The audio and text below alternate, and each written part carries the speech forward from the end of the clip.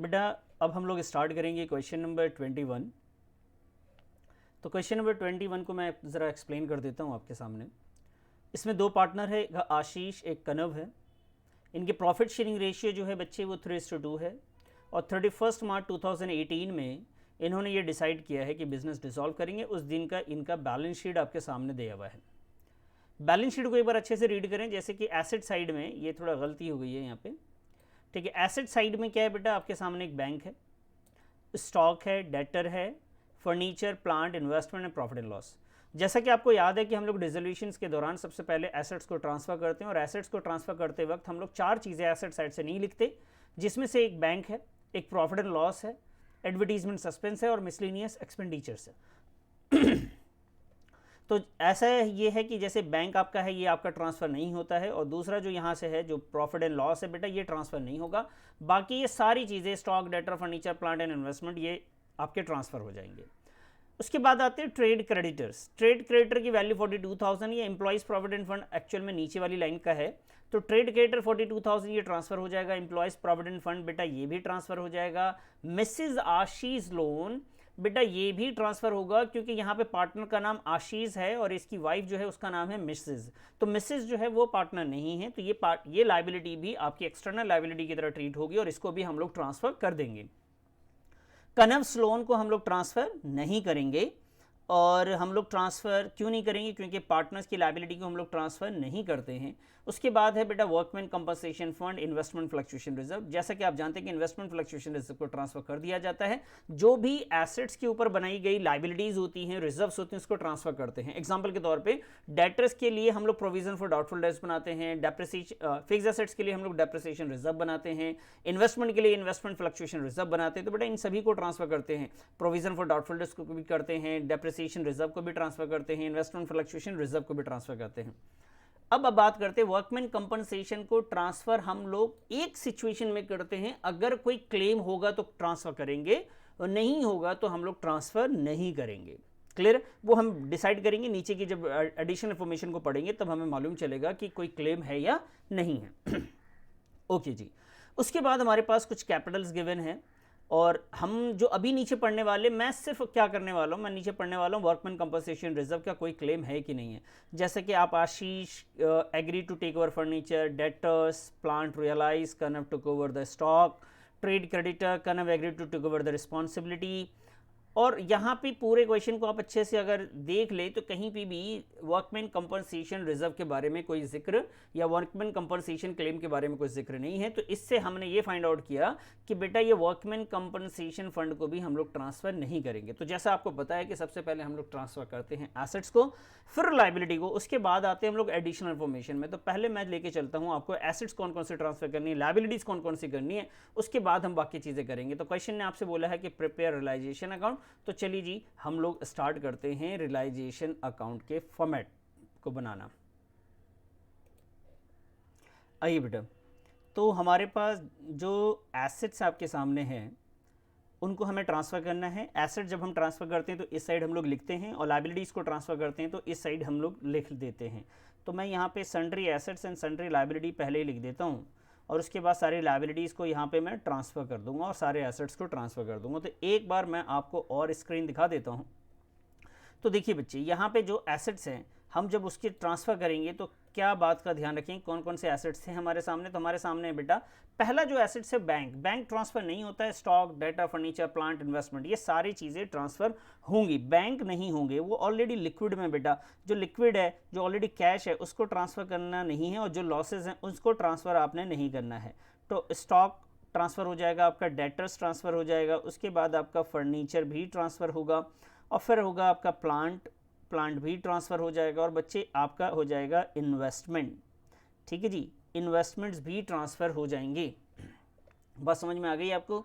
तो ये दोनों चीज़ें आपकी ट्रांसफ़र हो जाएंगी। मैं आपको स्क्रीन दिखाता हूँ। ये देखिए हमने इसे कर लिया जी ट्रांसफ़र। स्टॉक की वैल्यू लिख देते हैं जी। स्टॉक की वैल्यू है 24,000। उसके बाद है स्टॉक के बाद है बेटा डेटर्स की वैल्यू है 19,000। उसके बाद है फर्नीचर की वैल्यू है 40,000।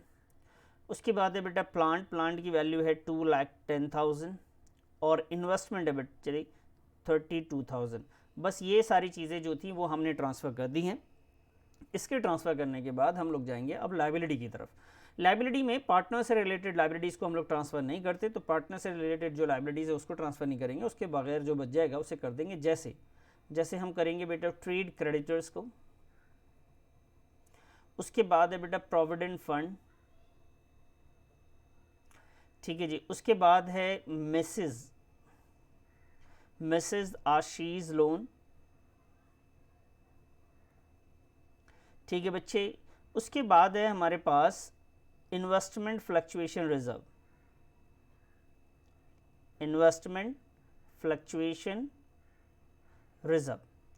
अब आपके दिमाग में एक सवाल आएगा, सर ये इसमें कनव्स लोन और वर्कमैन कंपनसेशन रिजर्व को आपने ट्रांसफ़र नहीं किया। बेटा ये पार्टनर्स से हैं तो इस वजह से हम इसको ट्रांसफ़र नहीं कर रहे हैं।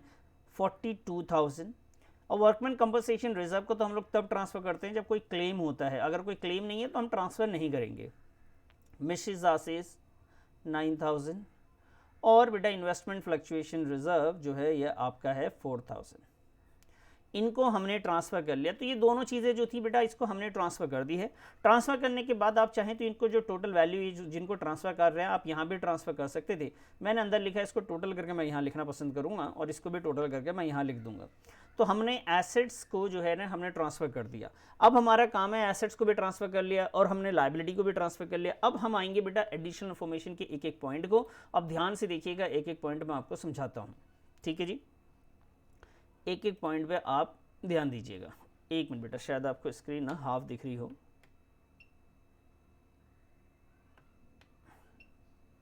ओके, उम्मीद है कि अब जो है अब ले लेते हैं थोड़ा सा और जी, चलिए जी। तो ये हमने ट्रांसफ़र करा। अब हम आते हैं लायबिलिटीज़ वगैरह और एसेट्स वगैरह जो रियलाइज़ होगा और जो पे होगा उसको। तो पहले इससे पहले हमने ऐसा करते हैं, इसको एक बार टोटल कर लेते हैं। 24,000, 19,000, 40,000, 2,10,000, 32,000। इसकी टोटल वैल्यू है बेटा 3,25,000, ठीक है। क्रेडिट साइड में है बेटा हमारे पास 42, 60, 9,000 एंड 4,000, तो इसकी टोटल वैल्यू हो गई 1,15,000। ओके जी सर, ये तो हमें आ गया। अब बात करते हैं पॉइंट नंबर 1 पे आते हैं। पॉइंट नंबर 1 हमारे लिए क्या कह रहा है, तो आइए जी देखिए इसको पॉइंट नंबर 1 क्या कहता है। देखिए बेटा, जो फर्स्ट पॉइंट है हमारे लिए, फर्स्ट पॉइंट में ये लिखा हुआ है कि जो Ashish agree to take over the furniture. Ashish कह रहे जी फर्नीचर आप हमें दे दीजिए और हम अब अपनी वाइफ का जो लोन है वो हम खुद पे कर देंगे। तो सिंपल सी बात ये है कि आशीष आपका जो है फर्नीचर लेके जा रहा है और लायबिलिटी वो आपके लिए पे कर रहा है। तो ऐसी सिचुएशन में आप क्या करेंगे, आइए जी मैं आपको दिखाता हूँ कि हम ऐसी सिचुएशन में क्या करेंगे जब वो कोई पार्टनर कोई एसेट्स को टेकन ओवर करता है। तो यहाँ पे आशीष हमारे लिए एसेट्स लेके जा रहा है। एसेट जब भी रियलाइज़ होगा हम क्रेडिट साइड लिख देंगे। तो एसेट्स लेकर जा रहा है तो लिखेंगे हम बाई। यहाँ पे पार्टनर का नाम, जो भी नाम है उस बंदे का जो हमारे एसेट्स को टेकन ओवर कर रहा है, उसका नाम लिखेंगे आशीष और यहाँ पे लिखेंगे आशीष कैपिटल अकाउंट, ठीक है जी। क्या लेकर जा रहा है आशीष बेटा, तो फर्नीचर लेके जा रहा है, तो हम यहाँ पे फर्नीचर लिख देंगे, ठीक है। फर्नीचर कितनी में लेके जा रहा है, तो क्वेश्चन ने जैसा बताया कि फर्नीचर जो है आशीष ना बेटा 38,000 में टेकन ओवर कर रहा है, तो हमने 38,000 लिख दिया। इसी तरीके से उन्होंने बोला कि आशीष जो है वो कह रहा है कि आपकी एक लायबिलिटी है जो उसकी मिसेस की ही है, तो वो पे करना चाहता है। तो ठीक है जी, अगर कोई हमारी लायबिलिटी पे हो रही है तो हम उसे डेबिट साइड लिखते हैं और उस लायबिलिटी का नाम है मिसेस आशीष लोन और इसकी जो वैल्यू है मिसेस आशीष लोन की वैल्यू 9,000, जो कि इन्होंने बताया नहीं कितने में लेके कितना पे करेंगे, तो हम 9,000 ही मानेंगे, ठीक है बेटा। ये फर्स्ट लाइन मैंने आपको समझा दी। अब आते हैं जी हम लोग सेकंड लाइन के ऊपर कि सेकंड लाइन हमारे लिए क्या कहता है। तो सेकंड लाइन में लिखा हुआ है डेटर रियलाइज। डेटर हमारा जो है वो रियलाइज हो गया 18,500 में। अब प्लांट जो है 10% ज़्यादा वैल्यू पे रियलाइज हुआ है, ठीक है। तो अब हम इसको भी कर लेते हैं कि ऐसा कैसे करेंगे। एसेट्स हमारा रियलाइज़ हो रहा है, एसेट जो रियलाइज़ हुआ है उसका नाम है डेटर। जब भी आपका एसेट्स रियलाइज़ होगा, कोई भी एसेट चाहे कोई पार्टनर लेके जाए, चाहे वो कैश या बैंक के थ्रू रियलाइज़ हो, आप इधर लिखेंगे। अब यहाँ पे मैं लिखूंगा बैंक। सर आपने बैंक क्यों लिखा, आपने कैश क्यों नहीं लिखा? बेटा बैलेंस शीट में अगर बैंक गिवन है तो प्लीज़ बैंक ही लिखिएगा।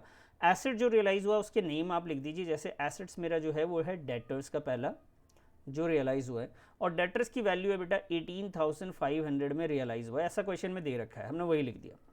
कहते जी प्लांट जो है ना उसकी जो वैल्यू है उसका 10% ज़्यादा रियलाइज़ हुआ है। तो प्लांट की वैल्यू हम चेक करें तो 2,10,000 है, तो 2,10,000 का 10% ज़्यादा आपको कैलकुलेट करना है। ठीक है जी, तो मैं यहाँ पे निकाल देता हूँ 2,10,000 का 10% ज़्यादा यानी 110% आप निकाल लीजिए बस। लीजिए 2,10,000 का 110% यानी 2,31,000, 2,31,000 आ जाएगा। ये आ गया जी प्लांट। तो हमने डेटर रियलाइज़ कर लिया, हमने प्लांट रियलाइज़ कर लिया। उसके बाद सी पॉइंट पे अब हम आ जाते हैं। हमने ए और बी तो दोनों कर लिए पॉइंट्स, ठीक है बेटा। अब हम आ रहे हैं सी पॉइंट्स पे। तो सी पॉइंट्स हमारा क्या कहता है उसको आप ध्यान से देखिएगा, तभी आपको बेहतर तरीके से समझ में आएगा। सी ये देखिए भाई, सी में देखिए लिखा हुआ Kanav took over the 40%, Kanav took over the 40% of the stock. मतलब एक कनव पार्टनर है, वो भी स्टॉक को टेकन ओवर कर रहा है और टोटल स्टॉक नहीं 40% सिर्फ ले जा रहा है। 20% की लेस बुक वैल्यू पे 20% उसकी बुक वैल्यू को कम दे रहा है। ठीक है, अभी समझाऊंगा मैं आपको। अब बाकी जो स्टॉक है वो हमने 10% के प्रॉफिट पे सोल्ड आउट कर दिया है। तो चलिए मैं इस पॉइंट को भी आपको क्लियर करता हूं कि किस तरीके से कोई पार्टनर अगर कोई एसेट्स ले जाता है तो उसको आप किस तरीके से लिखेंगे। ठीक है जी, तो कनव की बात कर रहे थे कि हमने पास ना जो है कनव ना एसेट्स ले गया, तो मैं यहाँ पे लिखूंगा कनव एसेट्स अगर ले जाएगा तो बेटा मैं यहाँ पे लिख दूंगा। ध्यान से देखिएगा, मैं एक दो तीन लाइनें यहाँ पे छोड़ दे रहा हूँ और वो सिर्फ इस वजह से छोड़ रहा हूँ कि कोई एसेट्स रियलाइज होगा तो वो लिख देंगे। आइए कनव के बारे में बात करते हैं। कनव हमारा जो है स्टॉक लेके जा रहा है, तो यहाँ पे लिखूंगा कनव, कनव्स कैपिटल,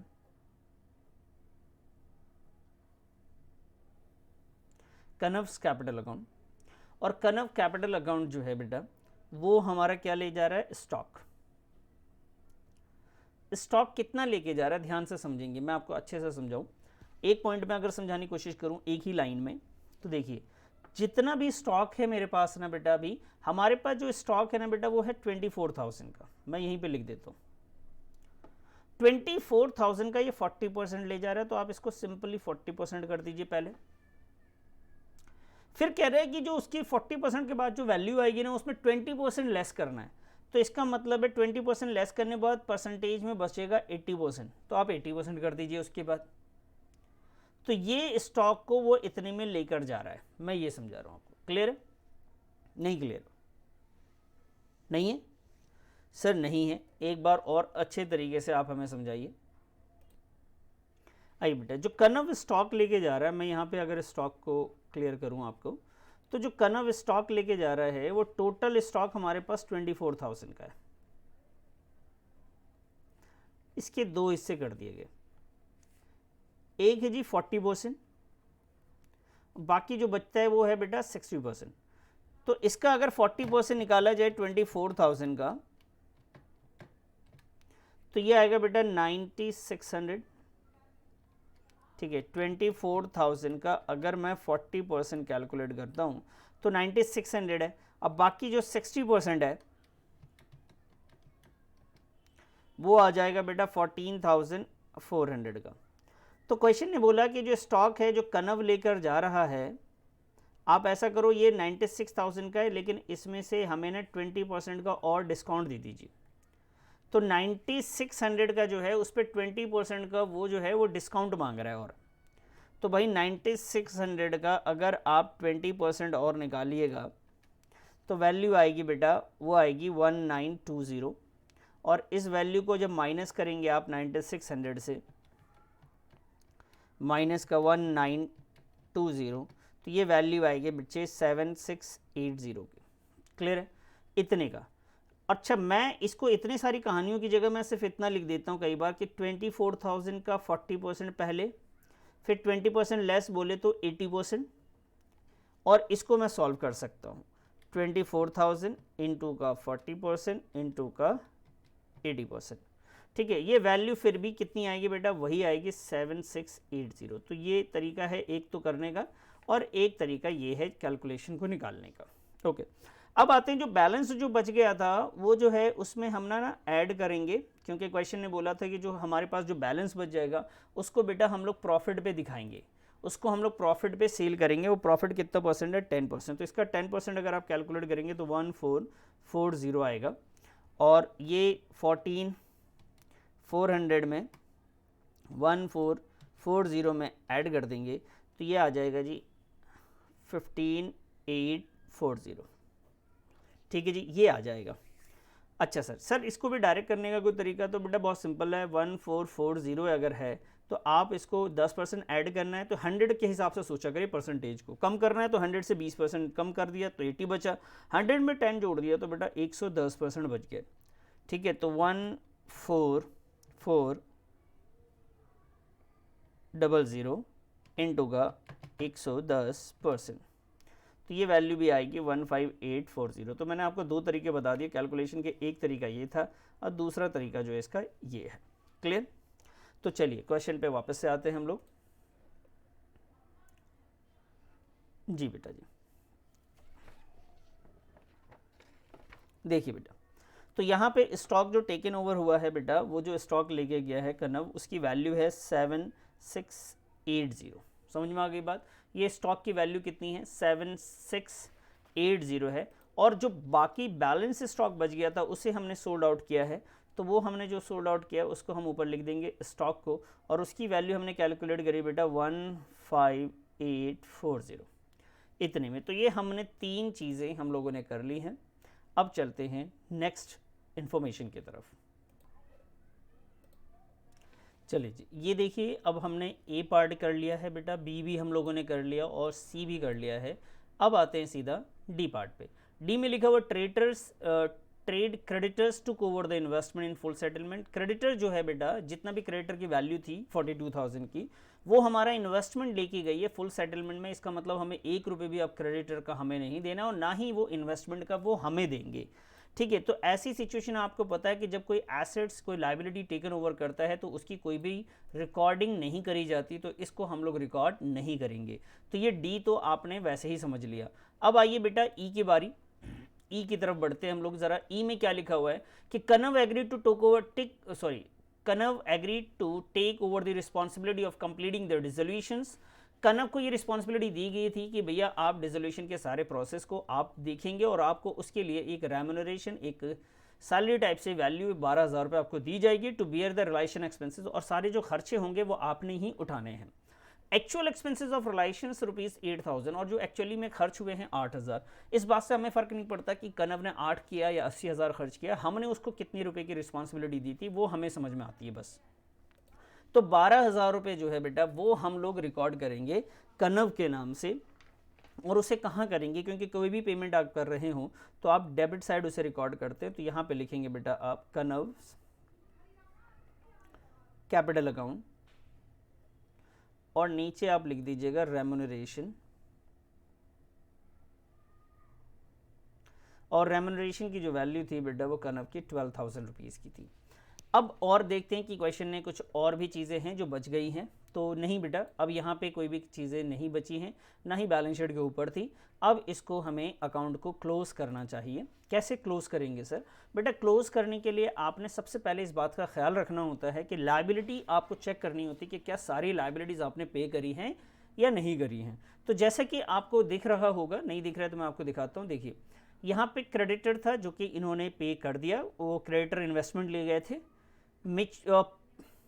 क्या ये employees provident fund EPF, employees provident fund की कोई पेमेंट हमें नहीं दिख रही है, ये हम करेंगे बेटा। तो यहाँ पे जाके लिखेंगे बैंक, आप यहाँ लिखेंगे बैंक, और बैंक के नीचे लिख दीजिएगा एम्प्लॉइज़ प्रोविडेंट फंड, और उसकी कितनी की वैल्यू है, एम्प्लॉइज़ प्रोविडेंट फंड की जो वैल्यू है बेटा वो है 42,000 रुपीज़, सॉरी 60,000 रुपीज़, 42 नहीं 60,000 रुपीज़। उसके बाद है मिसेस आसीज लोन, इसकी ऑलरेडी पेमेंट हो चुकी है। इन्वेस्टमेंट फ्लक्चुएशन रिजर्व की कोई पेमेंट नहीं होती है, ये सिर्फ ट्रांसफ़र किया जाता है, लेकिन इसकी कोई पेमेंट नहीं की जाती है। ओके, तो ये हमने क्लोज कर लिया, ऑलमोस्ट सारी चीज़ें टोटल वगैरह कर चुके हैं, बस इसका टोटल करना हमें बाकी है। तो फटाफट इसका टोटल करके बोथ साइड को इक्वल कर लेंगे। 18,500 प्लस 2,31,000 प्लस का 15840, तो इसकी टोटल वैल्यू हो जाती है बेटा 265,340। अब इसको टोटल करके बैलेंस करेंगे, बस हमारा यही काम है, इससे ज़्यादा अब कुछ हमें नहीं करना है। तो फटाफट इसको हम लोग टोटल कर लेते हैं बच्चे, ठीक है जी। आइए तो फटाफट हम इसे टोटल करते हैं। देखिए बेटा, डेबिट साइड की सारी वैल्यू ले लेते हैं। 3,25,000 प्लस 9,000 प्लस 12,000 प्लस 60,000। तो डेबिट साइड का टोटल अगर मैं बताऊं तो 4,06,000 रुपये आ रहा है। क्रेडिट साइड में 1,15,000, 1,15,000 और ये है 38,000, 2,65,000, 65,340 प्लस 7,680। तो ये टोटल कितना हो गया 42,6020, ये हो गया जी। अब हमें क्या करना है सर, जो ज़्यादा है विच एवर इज हायर, जो ज़्यादा है उसे बोथ साइड लिख के हम लोग इसका बैलेंस कर लेते हैं। तो फटाफट इसका बैलेंस करके इसके प्रॉफिट लॉस निकाल लिया जाए। चलिए जी, तो यहाँ पे मैंने वैल्यू लिख दी भाई 426,020, यहाँ पे लिख दिया बेटा 426,020 और प्रॉफिट इधर ये डिफरेंस इस साइड आ रहा है, तो यहाँ लिखेंगे हम लोग प्रॉफिट ट्रांसफ़र टू पार्टनर्स के नाम जो थे बेटा क्वेश्चन के अंदर, वो पार्टनर्स के नाम और उनके ओल्ड रेशियो में इस प्रॉफिट को बांट देंगे। तो पार्टनर्स दो थे हमारे पास, एक था आशीष, तो यहाँ आशीष लिखेंगे और दूसरे का नाम है कनव। तो कनव कैपिटल, आशीष कैपिटल और कनव कैपिटल, ये वैल्यू है। इसमें से जब हमने इन दोनों को माइनस किया था तो क्या वैल्यू आया था बेटा, तब आया था 20020। और ये 20020 को अगर हम रेशियो में बांट देते हैं, रेशियो 3:2 गिवन है। हाँ जी, 3:2 का रेशियो, एक मिनट देख लेता हूँ मैं, हाँ जी 3:2 का रेशियो था। तो 3 डिवाइडेड बाई 5, तो वैल्यू आ जाएगी बेटा एक की 12,012 रुपये, यानी 12012, और यहाँ पे दूसरी की वैल्यू आ गई 8,008। क्लियर है जी। तो ये हो गया हमारा क्वेश्चन। तो मुझे उम्मीद है कि क्वेश्चन नंबर 21 बहुत अच्छे से आपको क्लियर हो गया होगा। अब चलते हैं हम लोग क्वेश्चन नंबर 22 की तरफ।